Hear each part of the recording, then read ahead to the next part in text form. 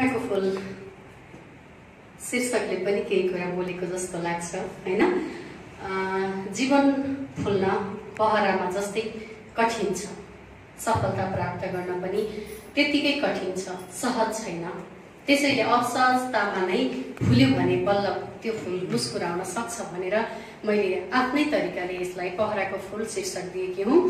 र यहाँ सबै त मैले समेट्न सक्दिनँ, म केही दुई चारवटा कविताका दुई चारवटा हरफ मात्रै यहाँहरूलाई राख्छु। आमा अपूर्व उज्यालो। पृथ्वी उज्यालो हुनका लागि सूर्य उदय हुनै पर्छ, तर घर उज्यालो हुन आमा नै हुनुपर्छ। त्यसैले आमा सूर्यभन्दा पनि अगाडि उदाउने भएको हुनाले आमा अपूर्व उज्यालो भनेर मैले एउटा शीर्षक दिएकी छु। आमा तिम्रै मायामा उठिन्छ घरमा अनन्त उज्यालो, तिमी नै हौ घरभरिको प्रिय प्रकाश, हृदयमा छचल्किरहने अपूर्व ज्योति। मैले यति मात्र राखेँ यस कविताबाट। अर्काको छाता भन्ने छ। यो अर्काको छाता चाहिँ मैले थोरै राख्छु। भयो भो ओर्दिन अब अर्काको छाता, बानी परिसक्यो मलाई झरीमा रुच्न र टन्टलापुर घाममा सेकिन। जो गर्न नसक्दा एउटा सानो छाताको रुजाएको छु मैले मेरा अमूल्य सपनाहरू। निद्रुक रुचेको बेला झरीसँगै झरेका आँसुलाई दिन सकेकै छैन, थाक्रो जस्तो बलियो सहारा डढाएकै छु। असंख्य रहरहरू छाला सुकाउने चर्को घाममा, पखेटा डढेको बेला जिन्दगीबाट चुएका आँसु पनि सुकाएकै छु गालाकै ठाडो भिरमा। र त आफ्नै स्वाभिमान जारी राख्न पनि ओर्दिन भो अर्काको छाता। यो पुरै नपढौँ होला, अन्त्यमा थोरै यसैको कवितामा म बिहानीको शीत झैं आँसुमै बित्छु, हिउँले खाएर उठ्नै नसकेको झाड झैं चोटको असिनामा चुटिन्छु। चुपचाप समुद्र भएर वेदना सहन्छु, अनि पखालेर पिरका लुगाहरू चम्कन्छु दुःखको मोती भएर। तर भयो भो कहिल्यै ओर्दिन म अर्काको छाता, किन स्वीकार्नु मैले एकछिनलाई ओत जहाँ पुरापुर जिन्दगी नै छानो विहीन छ। यसरी नै यहाँ धेरै नारी कविताहरू पनि बोलिरहेका छन्। फुलको आँसु शीर्षकमा पनि मैले कविता लेखेकी छु। फुलको आँसु।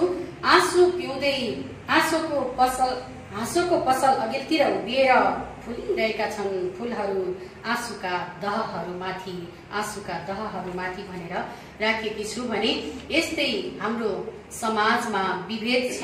यही विभेदलाई पनि मैले कलम र सियो भनेर राखेकी छु।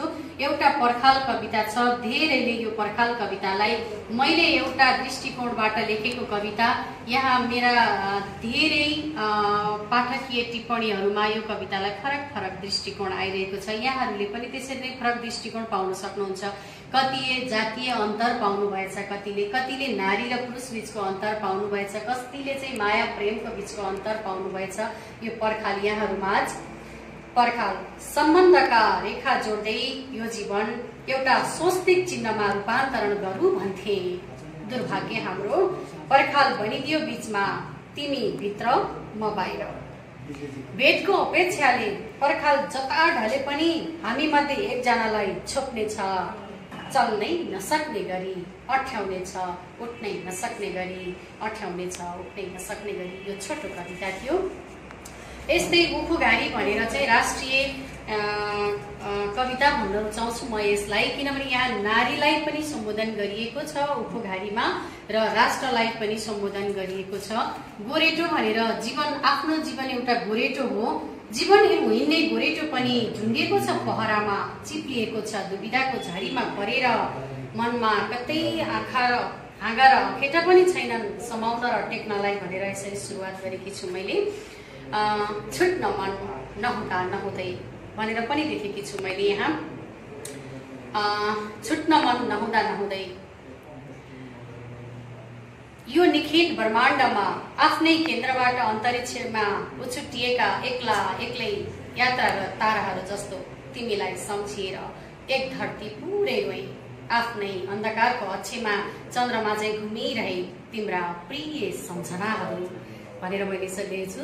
गोरेटो अनि सिरेटो यसरी भ्यू पोइन्ट हुँदै कविताहरू छन्। यहाँहरूले चाहिँ पढ्नुभयो भने यहीँ रिडर्स कर्नरमा पनि पाउँछ। र आज मैले धेरै ल्याइन, जम्मा 2 प्रति मात्रै थियो। मैले एकजना अनिताजीलाई दिइसकेँ, अब एउटा मसँग छ। जोसँग छैन म उहाँलाई नै दिन चाहन्छु।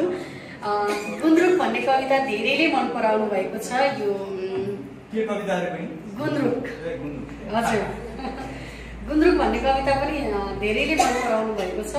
यहाँ थोरै पढेँ मैले।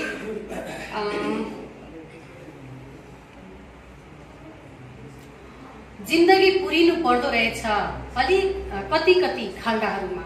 जिन्दगी पुरिनु पर्दो रहेछ कति कति खाल्डाहरूमा, र हेर्नु पर्दो रहेछ ऐनामा बनाएर आफैले आफैलाई नचिन्ने अनुहार। कुरूपता भित्रै त लुकेको हुँदो रहेछ संघर्षको सुन्दरता, र पो हुने रहेछ अनुभव दुःखको सारथी। यस्तो छ यसमा। ऊ कहाँ होली भनेर द्वन्द्वकालमा हराएकी मेरी एउटी सहयात्रीलाई, जो मसँग एकदमै निकट थिए र पनि आफ्नो परिचय गुमनाम राखेकी थिए। मैले मसँग 1 महिना बसेर पनि उसले आफ्नो परिचय दिइन, तर ऊ यति बेजोड थिए। त्यसकै सन्दर्भमा लेखेको ऊ कहाँ होली होइन, यस्तो खालको कविता पनि रहेको छ यसमा। अनि प्रिय सखी भनेर चाहिँ लेखिएर एउटा सम्बोधन गरिएको छ, प्रिय सखी भनेर।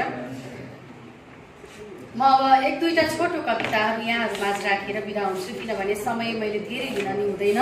समय सबैको छोटो छ। संरक्षण। मग मगाउँदो बास्ना लिएर ऊ मेरो आँगनको गमलामा थपक्क बसी, मेरै काँधमा थमाएर सबै जिम्मेवारी। त्यसै दिनदेखि मैले निरन्तर सोचिरहेछु, फुलको निर्मम हत्या हुने यो सहरमा अब म उसको संरक्षण कसरी। छोटो कविता। एउटा बेइमानी कविता छ, यो पनि छोटो छ। चिसो मौसमको बेला नीलो आकाशमा न्यानो भुवा उडिरहेको देखे। दृष्टिभ्रम त्यति नै बेला भएछ। तिमी त बेइमानी बादलको सिरक पो रहेछौ। कठ्याङ्ग्रिएकै बेला मलाई रुझाएर गयो। त्यस्तै पोखराको वर्णन पनि मेरो यो कृतिमा छ, मेरो गाउँ भनेर। पुरै पढ्न त पक्कै पनि भ्याउँदिन। यहाँ हाम्रो माननीय ज्यूले चाहिँ पोखराको वर्णन गरिरहँदा मलाई पनि थोरै मैले एउटा अंश मात्रै राखेँ। जहाँ काली गंगा बग्छिन् मधुकरको संगीत निकाल्दै, जहाँ काली गंगा बग्छिन् मधुकरको संगीत निकाल्दै, गंगाका काप कापमा नाच्छिन् जल उर्वशी झैं, र हेर्छन् किनारबाट वृक्ष इन्द्र बनेर, भनेर मैले यति अंश मात्रै राख्न चाहे। यहाँ खुसीका फूल, प्रीतिको पसल, अन्यायका चाङहरू भनेर नारीमाथि भएका अन्यायहरूलाई राखेकी छु। तिमी आएपछि भनेर यो कवितालाई पनि धेरैले आफ्ना दृष्टिकोणले हेर्नुभएको छ। तिमी आएपछि, राजनीतिमा कोही परिवर्तन तिमी आएपछि, जिन्दगीमा कोही नयाँ व्यक्ति तिमी आएपछि हैन, या कोही कहीँबाट तिमी आएपछि परिवर्तनका श्रृङ्खलाहरू कसरी आए त राष्ट्रमा या देशमा हैन, या मनमा किन नहोस्, ती भावना नै साहित्य हो। मलाई लाग्छ मस्तिष्कमा मुस्कुराएर फुल्ने फुल नै सिर्जना हो, रचना हो। त्यसैले यहाँ तकदिर पनि छ। तकदिरमा मैले तकदिर भन्नु पनि काठ जस्तै कमजोर हुँदो रहेछ, उत्कण्ठा भिजाएर पोखिँदो रहेछ भन्ने लेखेको छु भने यस्ता धेरै लेखेर अन्तिममा मैले जीवन भनेको अग्निचिता हो, जहाँ जन्मिएर आयो अन्त्यमा चाहिँ अग्निचिता भनेर मैले यसको शीर्षक नै अग्निचिता राखेकी छु। र यहाँ यसरी लेखेको छु कि एउटा अन्त्य र अर्को प्रारम्भ बीचको डर हटाएर बसेको अनुहार जस्तै हो अग्निचिता। एउटा अन्त्य हो र अर्को प्रारम्भ बीचको डर हटाएर बसेको अनुहार जस्तै हो अग्निचिता। भोकका भिडलाई भोजन दिन बिर्सेर सुस्केराहरूको चाङमाथि उभिएर आफैलाई हेरिरहेको संयोग जस्तै हो अग्निचिता भनेर मैले यसरी राखेर यो कृति बनाएको छु। यहाँहरूले सुन्ने र मलाई हौसला दिने प्रेरणा दिनुभयो, म यसका लागि कृतज्ञ छु, आभारी छु। यहाँहरूको प्रेरणा तपाईको कविता सुन्दा कस्तो भयो? अनि अझ बुझ्न हामीलाई अझ गाह्रो भयो। कुन भाइले अघि भाइले भन्नु कि सरल सरल छैन। तर चाहिँ तपाईको एकदम हाइटको भयो कि हामीलाई अझ कन्फ्युज भयो। बाल कविता हुन्थ्यो भने सरलतामा तरलता भेटिन्थ्यो होला हैन? किनभने कविता हो नि त, कविता हो नि। कविबाट जन्मिएपछि त एकछिन टक्क उभिएर घोरिएर हामीले अध्ययन गरेर मनन गर्न सकिएन भने के कविता?